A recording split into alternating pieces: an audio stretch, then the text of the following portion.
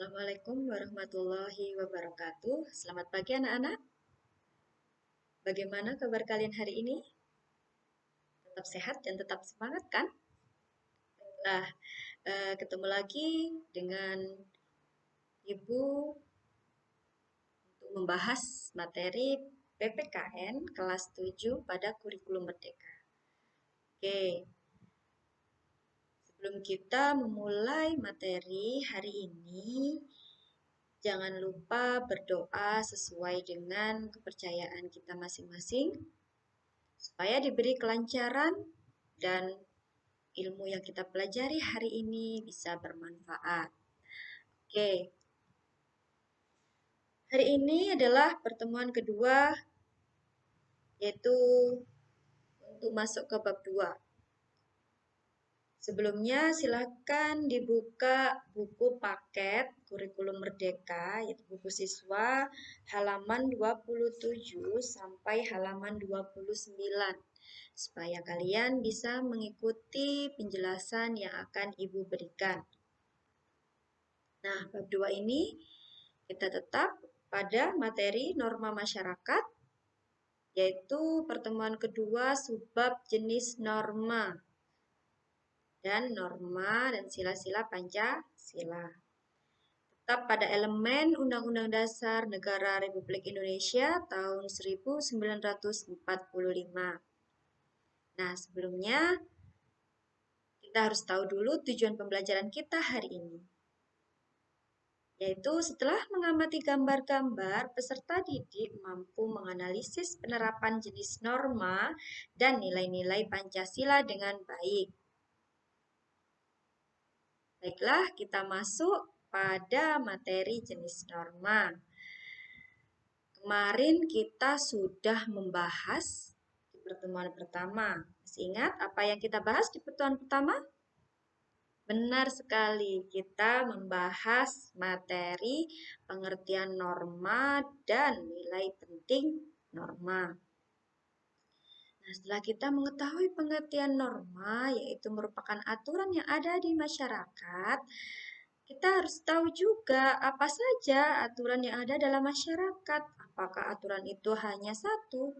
Nah, ternyata aturan yang ada dalam masyarakat itu ada beberapa, dikelompokkan menjadi beberapa jenis norma. Nah, sesuai dengan buku paket kita, bisa kalian lihat ada 4 norma kan?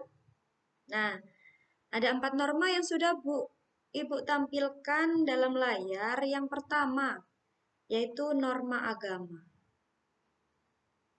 Yang kedua, norma susila, atau yang biasa kita sebut dengan norma kesusilaan. Yang ketiga yaitu norma sosial, atau yang kita biasa sebut dengan norma kesopanan. Dan yang terakhir yaitu yang keempat adalah norma hukum. Baiklah, mari kita bahas satu persatu dari keempat jenis norma tersebut. Sudah siap? Oke, tetap semangat ya. Next, kita lanjutkan. Nah, yang pertama adalah norma agama. Apa itu norma agama? Norma agama yaitu kaidah atau aturan yang bersumber pada hukum agama atau kitab suci yang berasal dari Tuhan Yang Maha Esa. Itu pengertian dari norma agama. Jadi, aturan atau norma agama ini bersumber dari Tuhan Yang Maha Esa. Apa tujuan dari norma agama? Bisa kita lihat, norma agama bertujuan untuk mengatur manusia agar mendapatkan kebahagiaan dunia dan akhirat. Nah, itu bisa kita tahu ya. Tujuannya yaitu mengatur manusia agar mendapatkan kebahagiaan dunia dan akhirat. Selanjutnya, isi dari norma agama. Norma agama berisi perintah dan larangan. Nah, karena bersumber pada hukum agama atau kitab suci, dalam kitab suci masing-masing agama itu biasanya isinya perintah atau larangan dari aturan agama di masing-masing agama yang kita percaya. Kalau kemarin kita sudah membahas bahwa seseorang yang melanggar aturan akan mendapatkan sanksi atau hukuman. Nah, apakah norma agama punya sanksi? Pasti punya. Apa sanksinya? Bisa kita lihat di layar. Sanksi dari norma agama adalah dosa. Jadi, bagi pelanggar norma agama, itu dia akan mendapat dosa, bukan dosa. Ya, ini untuk norma agama. Selanjutnya, yang kedua, yaitu norma susila. Yang sudah Ibu sebutkan di awal, norma susila itu biasa juga disebut dengan norma kesusilaan. Apa itu norma susila? Norma yang berasal dari hati nurani manusia. Setiap manusia dilahirkan mempunyai hati nurani yang putih bersih. Nah, itu ya. Jadi perlu kita tahu bahwa setiap manusia, setiap individu itu mempunyai hati nurani. Setiap manusia yang dilahirkan pasti punya hati nurani. Nah, digambarkan bahwa ketika seseorang baru lahir, hati nuraninya itu putih bersih. Nah, apa tujuan dari norma susila ini? Yaitu mengajarkan berbuat baik sesuai dengan hati nuraninya. Perlu kita tahu atau perlu kalian tahu ya. Jadi hati nurani itu selalu mengajarkan kita pada kebaikan. Itu yang perlu Ibu tekankan kepada kalian. Berarti setiap orang itu pasti bisa berbuat baik karena setiap individu punya hati nurani. Nah, isi dari norma kesusilaan itu apa? Isinya itu berasal dari hati nuraninya masing-masing. Maka isinya yaitu perbuatan baik. Sanksinya apa? Karena itu berasal atau karena norma kesusilaan atau norma susila ini berasal dari dalam diri manusia itu sendiri, maka yang bisa memberikan sanksi atau memberikan hukuman adalah dirinya sendiri. Diri dari individu itu sendiri. Apa sanksi dari norma susila? Bisa kalian lihat di layar, yaitu penyesalan. Setiap orang atau setiap individu melakukan kesalahan, mereka tahu, hati nuraninya tahu kalau itu adalah salah atau keliru. Itulah ketika mereka sadar bahwa apa yang mereka lakukan adalah salah. Mereka akan merasa menyesal. Merupakan sanksi dari dirinya sendiri. Baiklah, kita lanjutkan. Yang norma ketiga, yaitu norma sosial. Norma sosial disebut juga dengan norma kesopanan yang bersumber dari tata krama dan kebiasaan masyarakat. Nah, di sini disebutkan bahwa norma sosial itu bersifat lokal. Karena bersumber dari kebiasaan masyarakat atau perjanjian dari suatu kelompok masyarakat.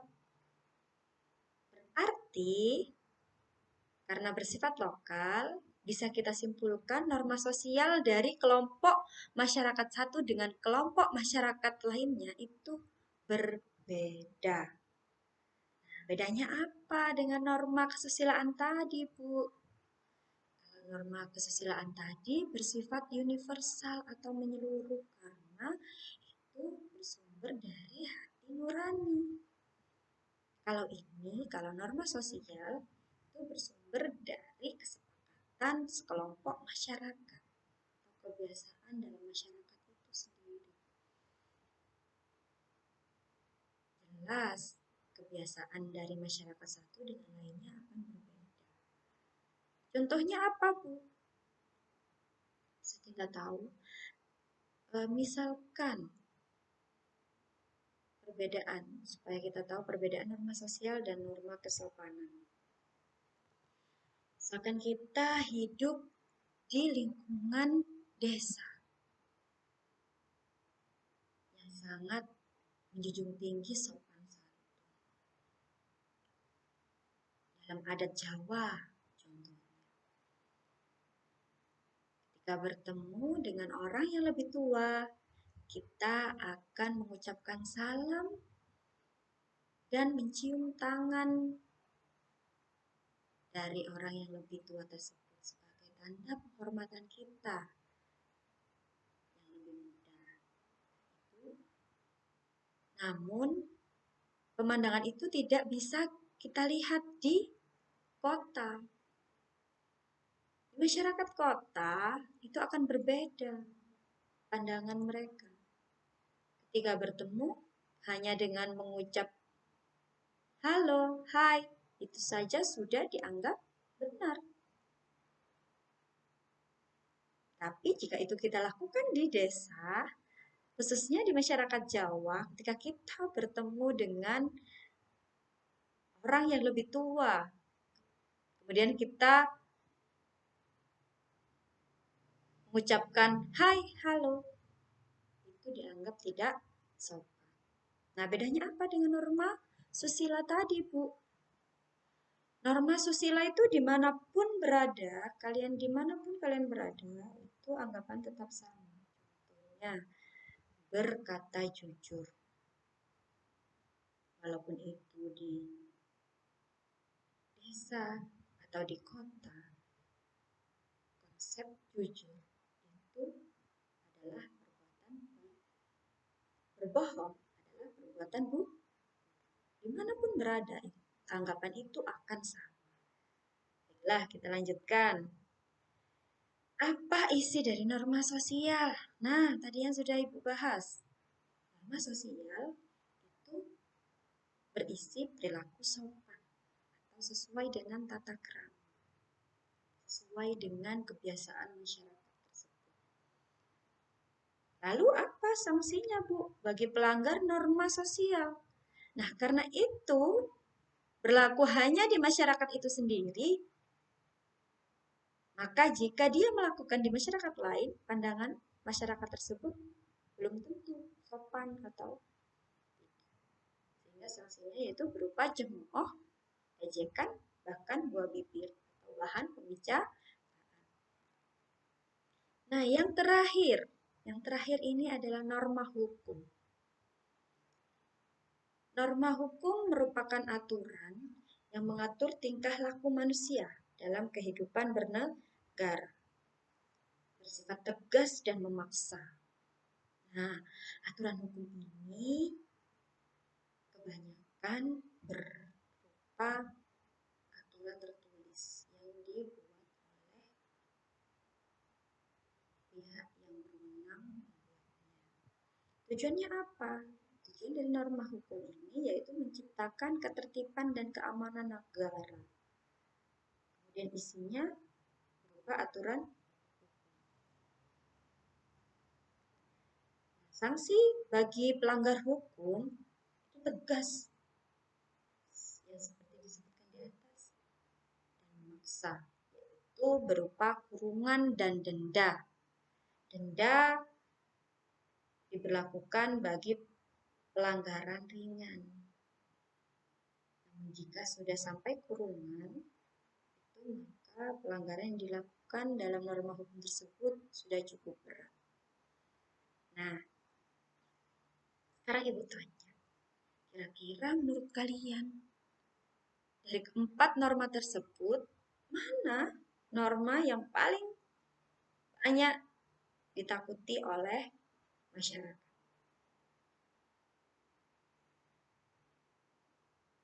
Menurut kalian, norma mana? Benar, norma hukum. Kenapa? Karena hukuman pada norma hukum tersebut secara langsung dan tegas